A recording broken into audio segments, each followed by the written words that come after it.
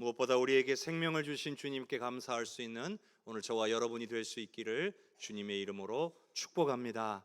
우리 옆에 계신 분들과 인사 나눕시다. 주님의 은혜에 감사합시다. 주님의 은혜에 감사합시다. 주님의 은혜에 감사합시다. 한 번 더 인사하겠습니다. 사랑합니다. 축복합니다. 사랑합니다. 축복합니다. 사랑합니다. 축복합니다. 우리 주님의 은혜와 사랑이 오늘 추수감사절에 주님 앞에 나와 감사와 영광을 올려드리는 우리 모든 성도님들에게 충만하게 부어주시기를 주님의 이름으로 축복합니다. 사랑하는 성도 여러분, 오늘 우리는 한 해를 지켜주시고 풍성한 수확과 은혜를 베풀어 주신 하나님께 감사와 찬양을 올려드리는 추수감사절로 모였습니다. 오늘 우리의 삶의 모든 결실과 복은 오직 우리 하나님의 선물임을 고백하는 은혜의 시간이 될 수 있기를 주님의 이름으로 축복합니다. 2차 세계대전 당시에 영국의 런던이 독일군의 끈질긴 공습에 시달린 때가 있었습니다. 당시에 특히 블리츠라고 불리던 공습기간이 있었어요. 이때는 정말 밤마다 시민들이 지하철역의 대피소에 모여서 목숨을 부지해야 했습니다. 폭탄이 어디에 떨어질지를 모르기 때문에 두려움에 떨면서 그 밤이 지나가기를 기다렸던 거예요. 대피소에서 하룻밤을 무사히 보내고 다음 날 아침 해가 떠오를 때 땅 위로 올라오는 것이야말로 그야말로 기적이자 생명의 은혜였습니다. 사람들은 지하철에서 나올 때 서로 부둥켜 안고 울면서 살아남았다라는 것에 대한 격렬한 감사를 표현했습니다. 전쟁의 승패나 물질적인 풍요로 인한 감사도 아니었습니다. 단지 살아 숨 쉴 수 있었다는 것에 대한 감사였습니다.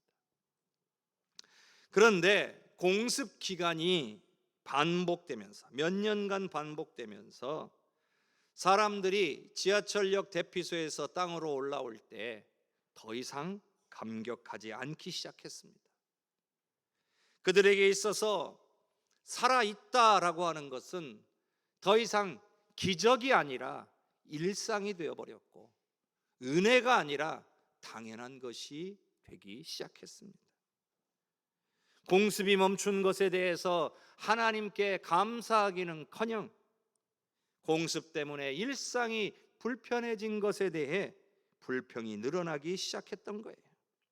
말하자면 절박함이 사라지니까 간절함도 감사도 사라지게 된 것입니다. 여러분, 이런 모습이 마치 우리의 모습과 비슷하지 않습니까?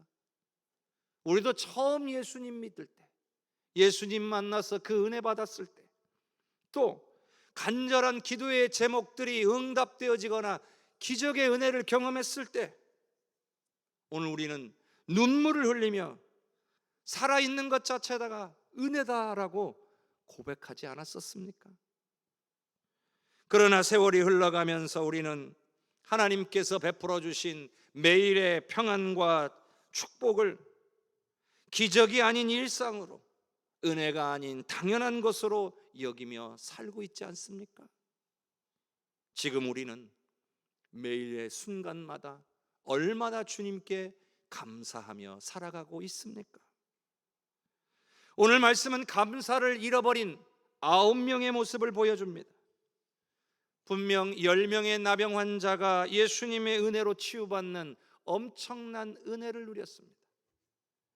그런데 그 중에 9명은 은혜의 선물인 그 치유 그 자체에만 만족을 하고 은혜의 근원이 되신 예수님께로 돌아와 감사하지 못했습니다. 그러자 예수님께서 탄식하시잖아요.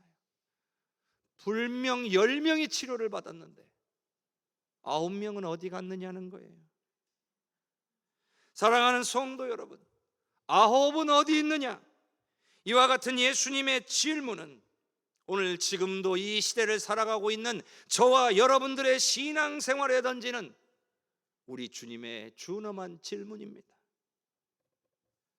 은혜를 받았는데 너는 지금 어디에 있느냐? 우리는 혹시 우리가 받은 은혜를 당연하게 여기며 마치 돌아오지 않은 9명처럼 그 같은 모습으로 살고 있는 것은 아닙니까? 오늘 이 시간 말씀 앞에서 우리 자신을 진지하게 돌아볼 수 있기를 바랍니다. 그래서 오늘 우리가 있어야 할 자리가 어딘지 깨닫는 은혜가 임하기를 바랍니다. 주님께로 돌아와서 주님 앞에 감사한 그 한 사람, 바로 사마리아 사람 한 사람과 같은 삶으로 오늘 우리의 삶도 세워지는 역사가 일어나기를 바랍니다. 그리고 우리의 감사가 진정한 구원의 확신으로 이어지는 복된 시간이 되실 수 있기를 주님의 이름으로 축복합니다. 누가복음 17장 11절에서 14절까지를 함께 읽어보겠습니다. 예수께서 예루살렘으로 가실 때에 사마리아와 갈릴리 사이로 지나가시다가 한 마을에 들어가시니 나병 자 10명이 예수를 만나 멀리 서서 소리를 높여 이르되 예수 선생님이여 우리를 불쌍히 여기소서 하거늘 보시고 이르시되 가서 제사장들에게 너희 몸을 보이라 하셨더니 그들이 가다가 깨끗함을 받은지라. 오늘 말씀에 나오는 10명의 나병 환자는 마치 죄로 인하여서 심판을 향해 가고 있으며 고통받고 살아가는 우리의 인생들을 표현하고 있는 것이라 할 수 있겠습니다. 여러분, 당시 나병 환자의 처지는 매우 처참했습니다. 사회적으로는 격리가 됐어요. 집에서만 못 사는 게 아니고요, 아예 마을에서 쫓겨나서 살아야 했습니다. 육체적으로나 영적으로도 소외되어서 아무런 소망 없는 아주 절망적인 삶을 살아야 했던 사람들이었습니다. 그들에게 나병이 치유된다라고 하는 것은요, 여러분, 엄청난 사건이에요. 나병이 치유되는 건 단지 육신의 질병만 낫는 사건이 아니라 인생 전체가 회복되는 사건이에요. 사회적으로도 회복되고 육체적으로도 회복되고 영적으로도 회복될 수 있는 그런 사건인 거죠. 그런데 치유받을 길이 없는 거예요. 놀라운 일이 벌어졌죠. 수많은 병자를 고치신다는 예수님이 지금 지나가신다는 거예요. 소망이 생겼어요. 소문을 듣고 이들은 예수님께 찾아왔습니다. 그런데 안타까운 일이 있어요. 예수님께 찾아오긴 찾아왔지만 가까이 갈 수가 없는 거예요. 왜요? 나병 환자니까요. 그게 당시 그들의 불쌍한 처지예요. 그러니 가까이는 가고 싶지만 갈 수는 없고, 그래서 어떻게 합니까? 멀리 서서, 오늘 말씀 보니까 멀리 서서 소리를 높여 부르짖기 시작했다는 거예요. 얼마나 간절했겠어요. 목이 터져라 외쳤을 겁니다. 예수 선생님이여 우리를 불쌍히 여기소서. 그들에게는요, 예수님만이 유일하고 그리고 최후의 희망이었던 거예요. 다른 방법이 있었겠습니까? 없어요. 얼마나 간절했겠습니까? 사람들이 돌을 던지든 손가락질을 하든 욕을 하든 지금 그게 중요한 게 아니에요. 주님 앞에 나와 지금 부르짖는 것 그 자체가 중요한 거예요. 그렇게 해서라도 고침받을 수만 있다면 얼마나 간절했겠습니까? 성도 여러분, 우리가 가만히 있으면 우리 삶의 문제가 해결되는 거 아닙니다. 우리의 유일한 소망이시며 모든 것이 가능하신 예수님께 나와서 간절히 부르짖어야 될 줄로 믿습니다. 우리 예수님은요, 역시나 이들의 부르짖음을 외면하지 않으셨어요. 그리고 이들에게 응답하시죠. 어떻게 응답하시냐면 특별한 명령을 하십니다. 가서 제사장들에게 너희 몸을 보여라. 근데 여러분, 이게요 사실은 말이 안 되는 거예요. 왜 말이 안 되냐면 지금 나병이 나은 게 아니에요. 나병이 치유되지도 않았는데 제사장들한테 가서 몸을 보이는 건 율법적으로 맞지 않는 거예요. 문제가 되는 거죠. 원래는 어떻게 되냐면 내가 몸이 나은 것 같아요. 보니까 몸에서 나병의 증상들이 다 사라져 가고 있어요. 그러면 궁금하잖아요. 내가 나병이 진짜 나았는지. 그럼 어떻게 하면 돼요? 제사장한테 가서 확인하는 거예요. 제가 나병이 나은 것 같은데 제사장한테 가서 확인 좀 해주십시오. 그러면 제사장이 정해진 규칙에 따라서 일단 격리를 시키고 증상을 살펴봅니다. 일주일간의 기간을 보내고 나서 그리고 나서 확정 판결을 하는 거예요. 그때 제사장이 나았다라고 하면 어떻게 하면 돼요? 공동체로, 가정으로 돌아갈 수 있었던 거예요. 그런데 지금 낫지도 않았는데 제사장한테 가서 몸을 보이라는 거예요. 근데 여러분, 예수님이 이거 몰랐을까요? 예수님이 율법을 몰라서 그렇게 하라고 하셨을까요? 아니에요. 그럼 왜 그러셨을까요? 바로 이 나병 환자들에게 뭔가 요구하시는 게 있는 거예요. 바로 순종하는 믿음을 요구하고 계시는 거예요. 만일 이 10명 중에 예수님의 이 명령을 듣고도 아이, 그런 게 어디 있어, 나야 제사장한테 가서 몸을 보이는 거지, 뭐 고쳐주지는 않고 가라고만 해, 돌팔이구만 하고 갈 수도 있는 일이에요. 그러면 그 사람은 치유받지 못했을 겁니다. 그런데 놀랍게도 이 10명 모두가 이해되지 않아도 예수님이 하라고 하시니까 순종했어요.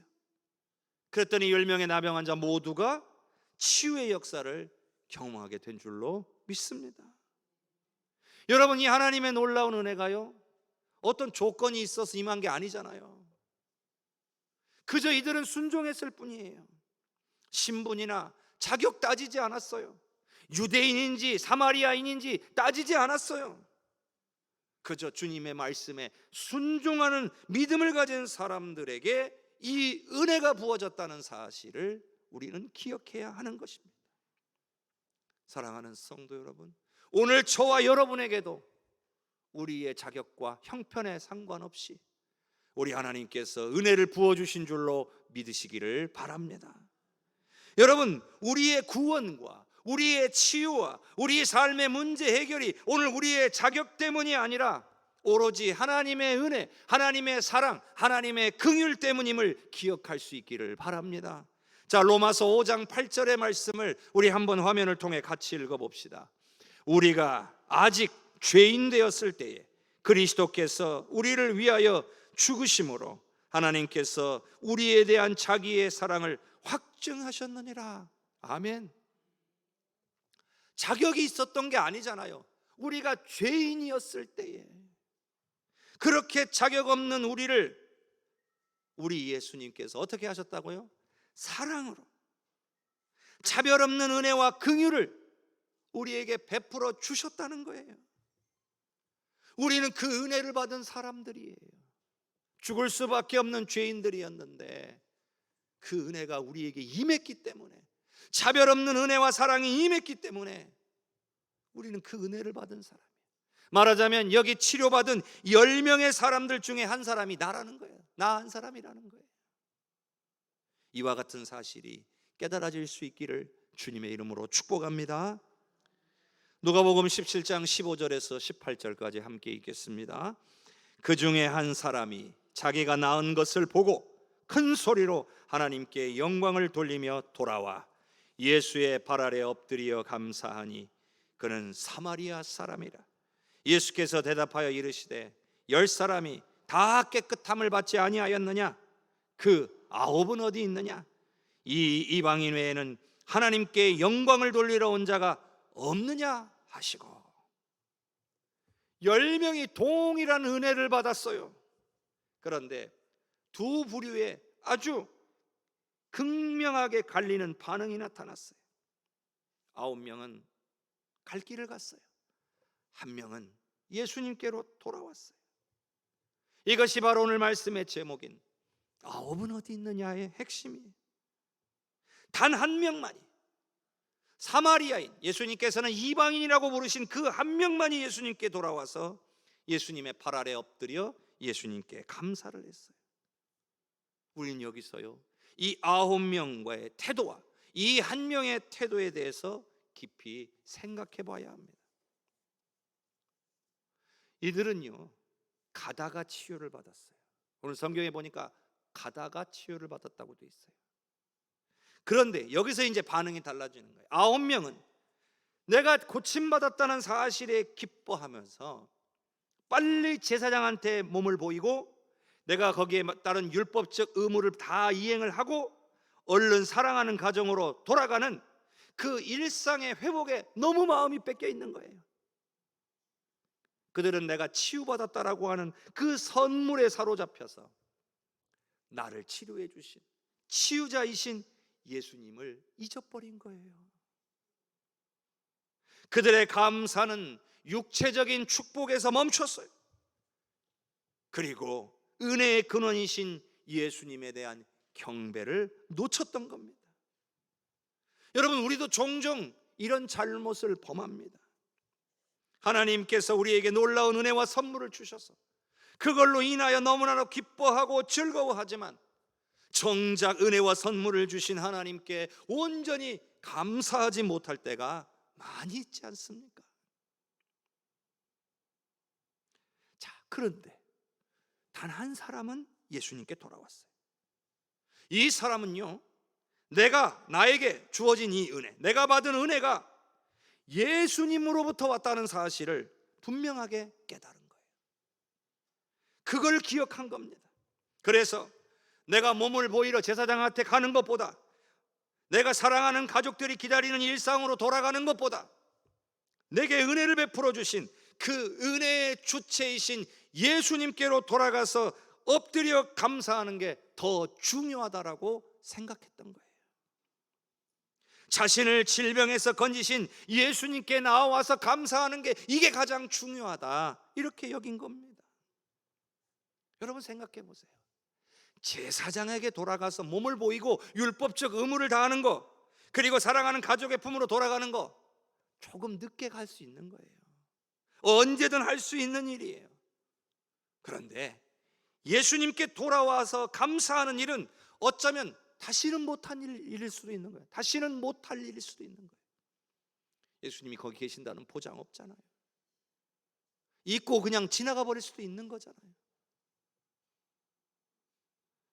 사랑하는 성도 여러분, 오늘 우리도 혹시 마치 이 9명처럼 내 삶의 회복, 내 삶의 문제 해결이라고 하는 그 선물에만 머물러 있어서 오늘 우리에게 그 선물을 주신 예수님을 잊고 있지는 않습니까? 진정한 감사는요, 내가 누리는 복을 넘어서 내게 복을 주시는 분께로 향할 때 완성이 되는 거예요. 그게 진짜 감사한 거예요. 예를 들어서요, 우리 자녀들에게, 자녀가 진짜 원하고 바라는 게 있어요. 그래서 내가 자녀를 보고 자녀를 사랑하니까 그 원하는 걸 줬어요. 선물로 줬어요. 그런데 그 자녀가 너무나 선물 받은 게 좋아서 그 선물에 정신이 팔려가지고 우리를 향해서는 형식적인 감사에 그쳤어요. 그럼 여러분 기분이 어떻겠어요? 그냥 자녀가 기뻐하고 즐거워하는 것만으로도 난 좋다, 그러신 분도 계시겠지만 솔직히 서운하잖아요. 그 선물은 어차피 지 건데 좀 나중에 누려도 되잖아요. 그 선물을 주신 부모님께 와서 막 끌어안고 너무 감사하다고 해도 되잖아요. 여러분, 하나님도 마찬가지신 거예요. 9명처럼 선물에만 집중하고 그 선물을 주신 분을 잊는 것은요, 이거 영적인 거예요. 영적인 망각이에요. 여러분, 진정한 감사는 복 주신 분한테 영광 돌리는 거예요. 사도 바울도 그랬어요. 우리가 받은 게 있지 않느냐, 그러면 마땅히 어떤 감사의 자세를 가져야 될지 우리에게 질문을 던지고 있어요. 어떤 질문을 던지느냐? 자, 고린도전서 4장 7절, 우리 중간에 있는 말씀 우리 한번 같이 읽어봅시다. 내게 있는 것 중에 받지 아니한 것이 무엇이냐? 받은 걸 한번, 네가 가지고 있는 걸 한번 살펴보라는 거예요. 그리고 그 중에서 하나님이 안 주신 게 뭐냐?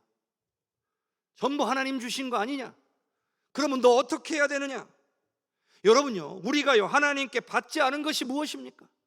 우리의 생명, 우리의 건강, 심지어는 우리가 숨쉬고 있는 이 호흡까지도 하나님이 우리에게 주신 선물인 줄로 믿습니다. 그러니 이런 바울 사도의 이 질문은 오늘 우리에게 교만함을 버려라, 모든 것이 하나님께로부터 우리에게 임한 은혜라는 사실을 깨닫고 마땅히 감사하고 경배를 올리며 살아야 되는 것 아니냐, 이렇게 우리에게 도전하고 있는 거예요. 여러분, 진정한 감사는 내가 누리는 이 복을 넘어서 복을 주신 분께로 향할 때 완성되는 거예요. 바로 이것이 하나님을 기쁘시게 하는 참된 믿음의 행동이라는 것을 기억하실 수 있기를 바랍니다. 누가복음 17장 19절을 함께 읽겠습니다. 그에게 이르시되 일어나 가라, 내 믿음이 너를 구원하였느니라 하시더라. 여러분, 놀라운 선포가 나왔어요. 똑같이 치유를 받았지만 예수님께로 돌아오지 않은 그 9명과는 달리 돌아와서 예수님 앞에 엎드려 감사하는 이 한 사람에게는 우리 예수님이 구원을 선포하셨다는 사실이, 일어나 가라, 네 믿음이 너를 구원하였느니라. 아멘. 여러분, 우리는 이 말씀에서 깨달아야 되는 게 있어요. 자, 도대체 왜 예수님은 이 한 사람에게 구원을 선포하셨을까요? 예수님께로 돌아와 진정으로 감사한 것을, 그 감사한 것을 구원받을 만한 믿음의 행위로 보신 거예요. 이 말은 감사, 진정한 감사가 바로 믿음이 있다라고 하는 믿음의 확증이라는 겁니다. 진정한 감사를 할 줄 아는 사람은 진정한 믿음을 가진 사람이라는 거예요. 구원받은 이 한 사람의 마음 속에는 예수님만이 참 구원자이심을 믿는 믿음이 자리 잡고 있다고 본 거예요. 그냥 어쩌다 보니 내가 치료받았다가 아니에요.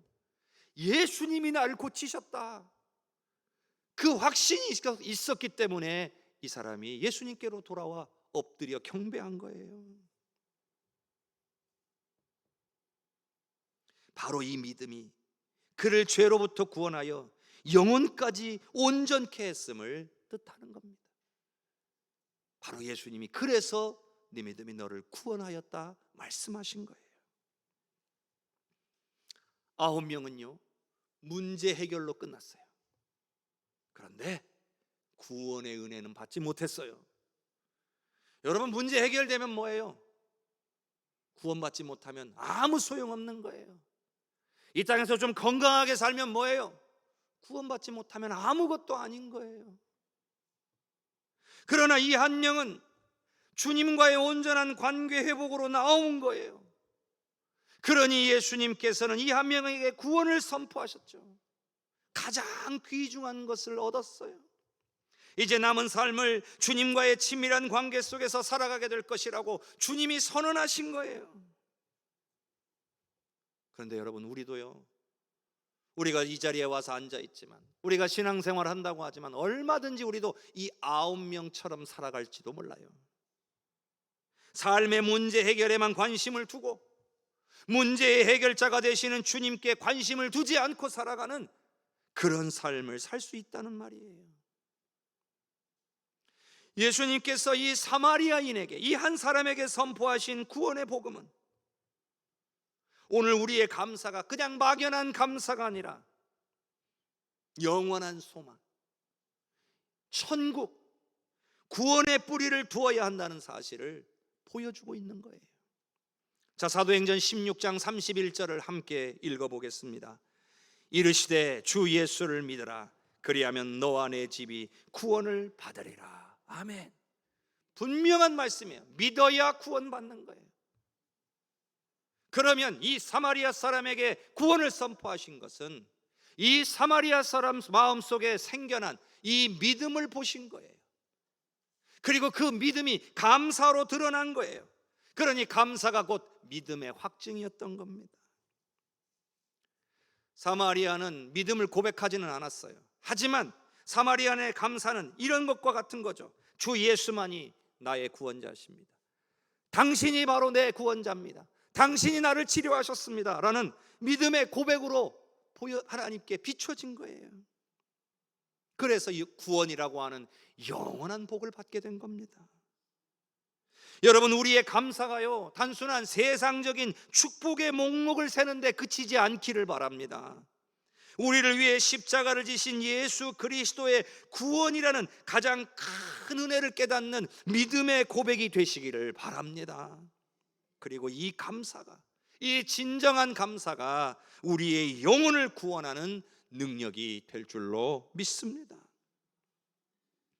오늘 추수감사절에 예수님의 탄식 어린 질문이 오늘 저와 여러분의 심령에 울려 퍼지기를 바랍니다.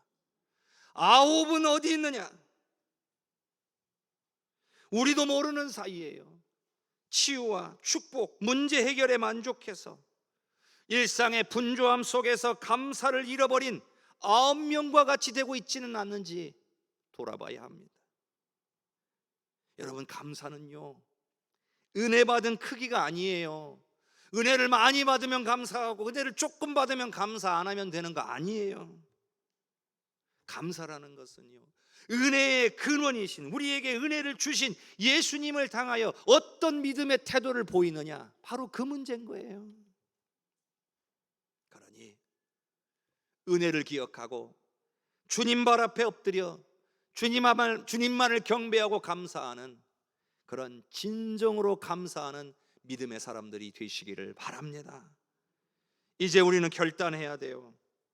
이 한 해 동안 받은 모든 은혜, 특별히 먼저는 구원의 은혜에 감사해야 되고요, 앞으로는요, 이 9명의 사람들처럼 단지 축복만을 누리는 자로 살아가는 게 아니라 받은 은혜로 인해서 반드시 주님 앞으로 돌아와 엎드려 경배하는 자로 살아가시기로 결단하시기를 바랍니다.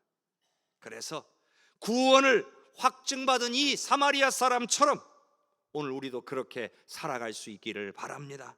그래서 내 믿음이 너를 구원하였느니라 하는 주님의 음성을 들을 수 있는 온전한 감사의 자리에 계시는 모든 성도님들이 되시기를 주님의 이름으로 간절히 축원합니다.